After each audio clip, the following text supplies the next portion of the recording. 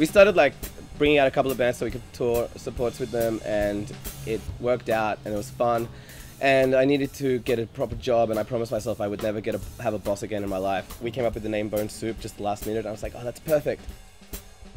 Big promoters want to treat bands like real pros, you know, and they want to do this, like get them in a shuttle and get them to the venue and everything. But I think, like, you know, even for big bands, the most valuable thing for them is to like make friendships and build relationships and connect with people. They know that we can relate to like 9-volt batteries running out of battery, or leads breaking, or all that sort of stuff. So I kind of feel like, yeah, like we do have like more of a one-on-one relationship, and it's really satisfying when a band that we adore watches us play and then they're like really into our band.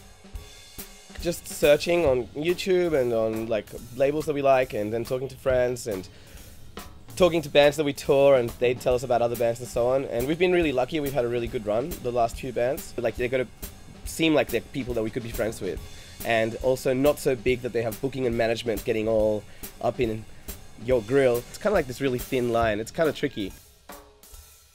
We really love the bands we work with, like passionately. Like, you have to come to the show. If you don't have the best time ever, we'll give you triple your money back, like guaranteed.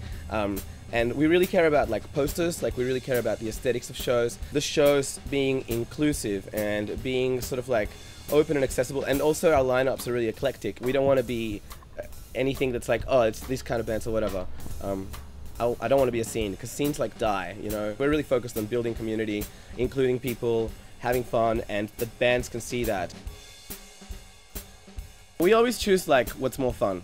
Like, oh, is that going to be an extra $100? But it's like, is it more fun? Yeah, is it more awesome? So like, money is kind of like irrelevant. Well, not entirely irrelevant, but like we never have to make big $1,000 decisions. How much fun is it going to be? How awesome is it going to look? And then always take that decision and just keep everyone happy, and we'll work out the rest later.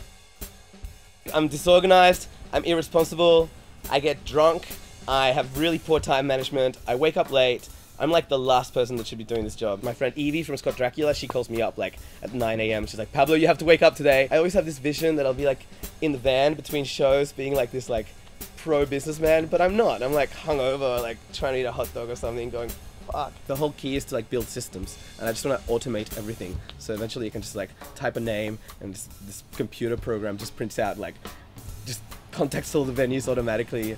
There should be a program like that. You should build an app like that, someone. I want to have a venue eventually, and I want the venue to offer free corn chips and free instant coffee. There will be texters and paper in the green room so bands can write set lists, and there'll be a little red light at the front, so when the band's about to start, it goes off and everyone knows that the band's just started. I'm really interested in the idea of like new models for fundraising, and new models for parties, new models for festivals, new models for gigs. I like the idea of like kind of like being outside of the system and disruptive, and eventually having like a venue and touring more bands that sort of fit that category, and eventually getting to the point where we can be like, there's a party, it's Bone Soup, this place, and we don't even announce bands, and you just go because it's going to be sick.